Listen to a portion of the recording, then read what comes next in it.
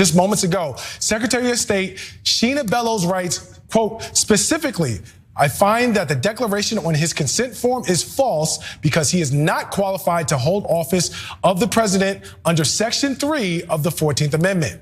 Bellows added, I conclude that the record establishes that Mr. Trump, over the course of several months and culminating on January 6, 2021, used a false narrative of election fraud to inflame his supporters and direct them to the Capitol to prevent certification of the 2020 election and the peaceful transfer of power.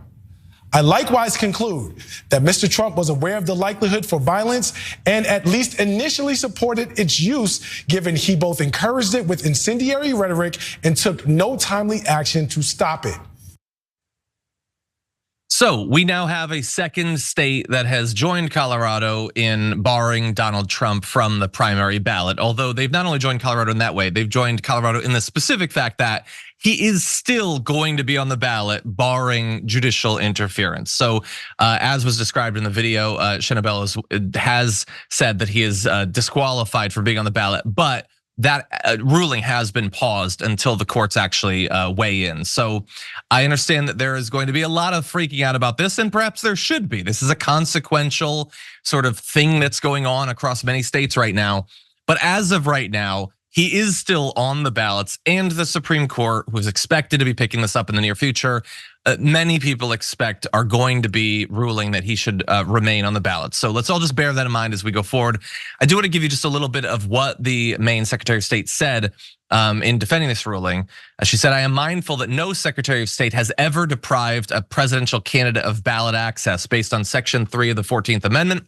I am also mindful, however, that no presidential candidate has ever before engaged in insurrection, which I think that's fairly devastating rhetorically. I think it's also a great point.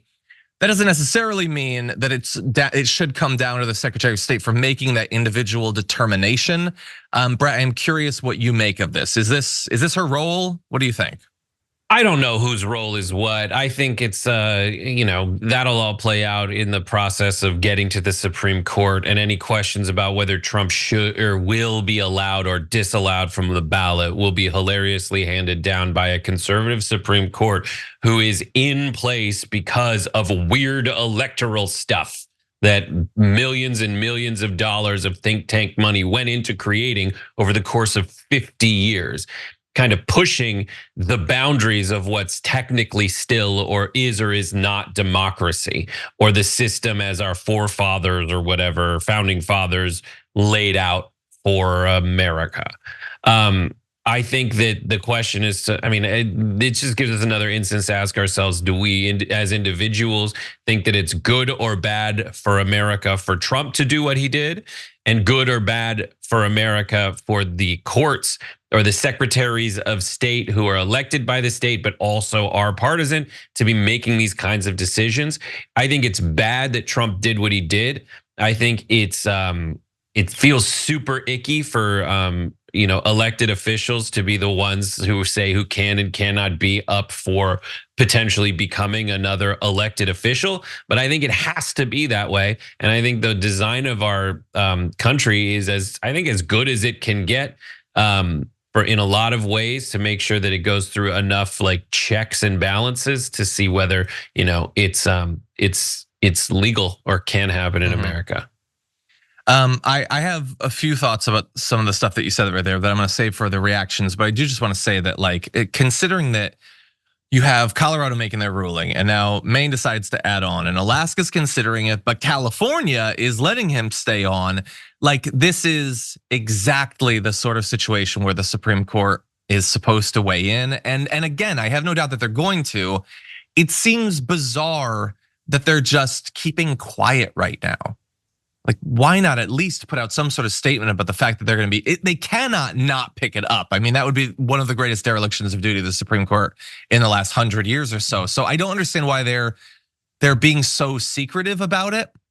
If they were to put out a statement, perhaps that would get some of these secretaries of state and state level Supreme Courts to just sort of chill for a bit, and we wouldn't have to go through these updates on a daily basis. I'm not a No, lawyer, but I that's love what the think. updates. And it really reminds you how many states there are in America and how they're There are different. so many. And it's Yeah. also not an easy question to answer. For a lot of people, it feels super duper easy. But there's like this massive ick factor also in being like, listen, I mean, I'm typically going to go back toward, if we are dumb enough to elect this guy, then that's on us. And did he try to, with the insurrection like that? I want that to go through like actual courts as well. I know a lot of people have been convicted of it, but we need some kind of final statement on whether it's possible or not. But I think a lot of it, there's like a real politic aspect of it. Like Gavin Newsom is kind of the guy who says what happens in California. And he's been saying on the campaign trail, and his Secretary of State has said separately, probably after consulting with him, it's better politically to beat this guy at the box office. It makes no sense like on a national electoral politics, long-term timeline for us to really like keep Trump off the ballot. We want to get these people like in our tent, so to speak, and alienating them once and for all. I mean, that's one approach, and I'm saying that seems to be his calculation. The other calculation is these trolls didn't vote before, and Trump came out and was horrible, and then they started voting. If there's no Trump, will they keep voting? Will it go back to business as usual, which is what a lot of the party apparatus wants to happen? Yeah. Yeah, I understand that argument. I understand the sort of related argument of some people think it would still be easier to beat Trump than others. Again, I'm trying to focus on what I think is a fair interpretation of Section 3 of the 14th Amendment. I agree with you that I don't think it's super clear.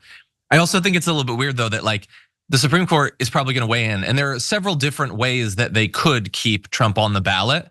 Like you could say it is simply ambiguous as to whether it applies to the president. It seems absurd, the idea that they didn't mean it to apply to the president, but you could say that it's not super clear. But like the idea that like it's not fair or something. Well, it's an amendment to the Constitution. It by definition cannot be unconstitutional to do so. Like they still have to abide by the Constitution. So anyway, I think that they will find a way, but if it's simply, this is a political question that we're gonna leave to the voters, it's a constitutional amendment. Like if you don't want it to be there and you don't want it to apply, then amend the Constitution again and get it out of there. But as of right now, it is in the Constitution. So it's weird that we're supposed to just ignore that. Anyway, well, I mean, there's tons of super fast. So much of, it's kind of implied in your argument, but like so much of the Supreme Court is saying not whether the Constitution is constitutional, but kind of saying what kind of an America, what is the smartest way for America to be, according to us, the Supreme Court, factoring in the Constitution and more specifically saying what aspects of the case before me applied to what aspects of the Constitution. And they could just wall off one definition of insurrection from the rest. Perhaps, yes. I think the definition of insurrection is another way that they could potentially get around this. But and I agree. Like DeSantis, none of them are. They're all being super defensive on the Republican side towards Trump. They're all desperately hoping that he gets removed or whatever, but also have to pretend that it would be the worst thing ever. Yeah. They say like, what can a Republican Secretary of State disqualify Biden? Well, no, not if they're being at all reasonable, because Biden obviously has not engaged in insurrection. That said, they're not reasonable. So we have a totally needless but likely slippery slope. There's no reason for this slope to be anything other than gritty and grippy. But we live in insane times. And so I have no doubt that they would slippery slope it with whatever sham argument they want.